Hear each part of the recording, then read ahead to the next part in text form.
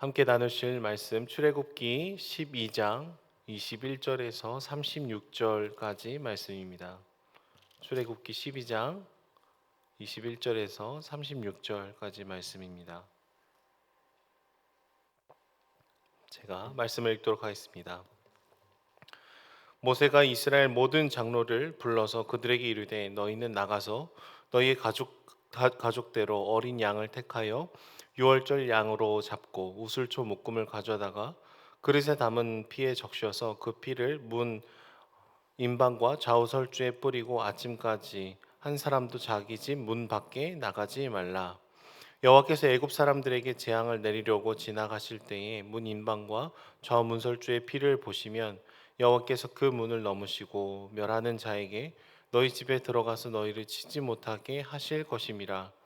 너희는 이 일을 규례로 삼아 너희와 너희 자손이 영원히 지킬 것이니 너희는 여호와께서 허락하시는 대로 너희에게 주시는 땅에 이를 때에 이 예식을 지킬 것이라.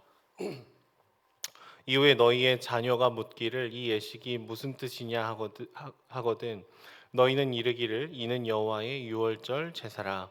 여호와께서 애굽 사람에게 재앙을 내리실 때에 애굽에 있는 이스라엘 자손의 집을 넘으사 우리의 집을 구원하셨느니라 하라 하매 백성이 머리 숙여 경배하니라. 이스라엘 자손이 물러가서 그대로 행하되 여호와께서 모세와 아론에게 명령하신 대로 행하니라. 밤중에 여호와께서 애굽 땅에서 모든 처음 난 것 곧 왕이 앉은 바로의 장자로부터 옥에 갇힌 사람의 장자까지 가축의 처음 난 것을 다 치심해 그 밤에 바로와 그 모든 신하와 모든 애굽 사람이 일어나고 애굽에 큰 부르짖음이 있었으니 이는 그 나라에 죽임을 당하지 아니한 집이 하나도 없었음이었더라. 밤에 바로가 모세와 아론을 불러서 이르되 너희와 이스라엘 자손은 일어나 내 백성 가운데에서 떠나 너희의 말대로 가서 여호와를 섬기며 너희가 말한 대로 너희 양과 너희 소도 몰아가고 나를 위하여 축복하라 하며 애굽 사람들은 말하기를 우리가 다 죽은 자가 되도다 하고 그 백성을 재촉하여 그 땅에서 속히 내보내려 하므로 그 백성이 발교되지 못한 반죽 담은 그릇을 옷에 싸서 어깨에 매니라.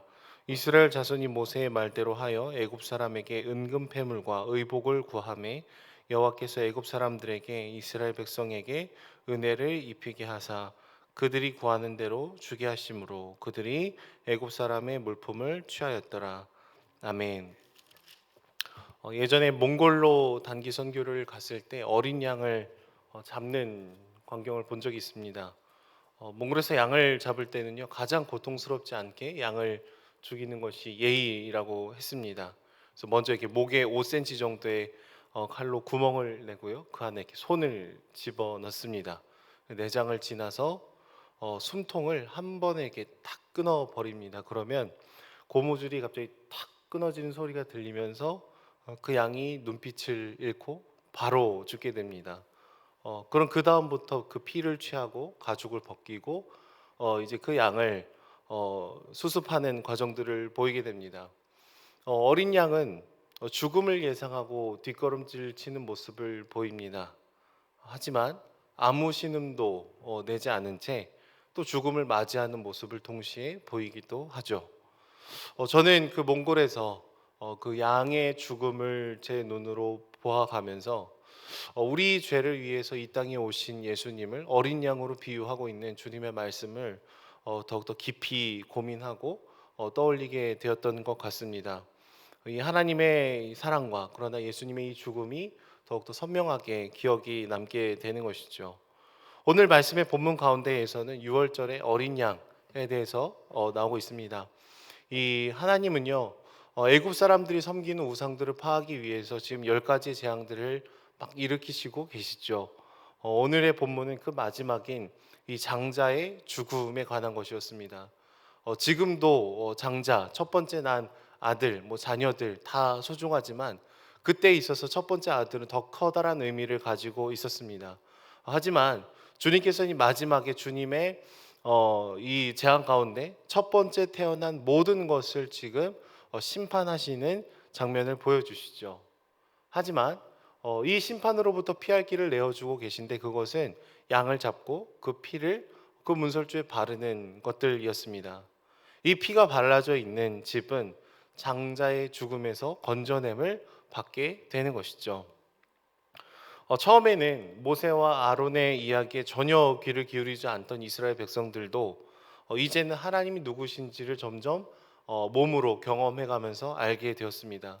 모세 아론이 얘기했을 때 그들을 거절했던 사람들도 오늘 말씀을 보시면 하나님이 말씀하신 대로 그대로 따르고 그대로 순종하는 모습들을 보이고 있습니다. 바로 왕은요, 그 이전까지 모든 재앙을 겪으면서도 그 마음이 완고해서 변하지 않았었지만 자신의 가장 소중한 존재인 이 첫째 아들을 잃고 난 다음에는 밤중에 모세와 아론을 찾아오는 모습들을 보이게 됩니다. 그리고 이스라엘 백성들을 데리고 나가라, 나가라, 나를 축복해달라 하고 그냥 보내주는 모습을 보이게 되죠. 그제서야 비로소 하나님의 하나님 되심을 고백하고 하나님의 왕 되심을 인정하게 되더라라는 거예요. 여러분, 우리는 이 출애굽을 하는 과정 속에서 이 양의 피로 인한 구원이 신약에 와서 어떻게 연결이 되고 확장이 되어 가는지를 저희는 알고 있습니다. 고난받는 어린 양으로 오신 예수님이 우리를 위하여 피를 흘리시고 대신 죽으시고 부활하심으로써 우리에게 영원한 생명을 허락을 해 주는 것이죠. 죄로 인해서 사실은 영원한 죽음에 처할 수밖에 없었던 우리를 건져내어 주시는 것입니다. 6월절은 이제 영어로 패스오버이라고 얘기를 할 수 있겠는데 하나님의 은혜가 우리에게 주어져서 그 심판과 그 재앙이 우리를 그냥 넘어가는 지나가게 되는 일들이 날마다 우리에게 적용이 되고 있다라고 보시면 좋을 것 같아요. 구약 성경에는 이 예수님의 죽으심을 통해서 우리가 생명을 얻게 된 것을 여러 부분에서 얘기를 하고 있습니다. 힌트들을 주고 있는데 이것을 복음의 조각들이다라고 얘기를 하죠.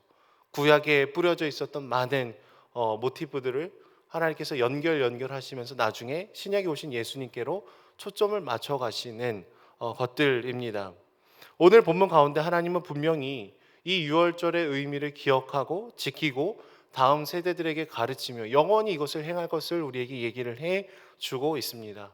그래서 자녀들이 물어보면은 애굽에서 재앙이 있을 때, 특별히 장자의 재앙이 있을 때에 애굽에 있는 이스라엘 자손의 집을 넘으셔서 우리의 집을 구원해 주셨다라는 것을 얘기를 해라. 영원히 이것을 규례를 지켜라라고 얘기를 하는 것이죠. 이것은 주님께서 우리에게 베풀어 주신 은혜, 이 구원을 끊임없이 우리 자녀들에게 전수하고 전수해야 된다라는 것입니다. 하지만 오늘을 살아갈 때 우리 자녀들은 예수님의 피로 인한 이 구원에 관한 이유를 잘 물어보지 않을 때도 많이 있습니다. 관심이 없을 때도 많이 있는 것이죠. 하지만 물어보지 않아도 알 수 있도록 우리는 우리의 삶으로 말하고 또 가르치고 기억해 내야 되는 것이죠. 이 땅 위에서의 삶이 전부가 아님을 알고 준비하는 출애굽을 준비하는 삶을 살아가는 이 이스라엘 백성들의 모습들처럼 우리가 우리 삶에 집착하지 않고 하나님께서 붙들어 주신 그 사명을 위해서 걸어가는 그 삶 자체가 우리에게 베풀어 주신 은혜가 얼마나 큰지, 우리가 무엇을 위해 살아가야 되는지, 우리가 살아가야 되는 삶의 방식이 무엇인지를 말하고 있기 때문에 그렇습니다. 우리는 늘 예수 그리스도로 인해서 이미 왔으나 아직 완성이 되지 않은, 그러나 분명하고 확실하게 올 그 나라를 소망하면서 오늘을 살아가야 되는 것이죠. 주님의 은혜를 기억하며 고개 숙이며 예배를 드려야 됩니다. 우리 삶의 시간 속에 하나님의 주되심을 인정하는 그 걸음들을 걸어갈 때 그때서야 비로소 우리 자녀들은 물어오게 될 것 같습니다. 우리 엄마 아빠는 왜 이렇게 살아가는지, 왜 다른 삶의 모습으로 걸어가는지를 묻고 답변을 듣고 함께 그 걸음을 걸어갈 수가 있게 되는 것이죠.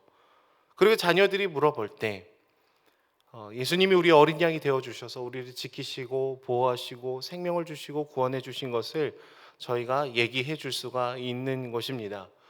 그저 형식적으로 문설주에 이 양의 피를 바른다고 해서 그 집의 구원이 자동적으로 임했던 것은 아닙니다. 하나님의 말씀을 믿고 따르고 그 집을 벗어나지 않는 이 하나님의 주권을 인정하는 그 믿음이 필요했던 것이죠. 결국 우리는 우리 인생의 문에 예수 그리스도의 보혈을 바르고 그 안에 끊임없이 거해야 되는 것입니다.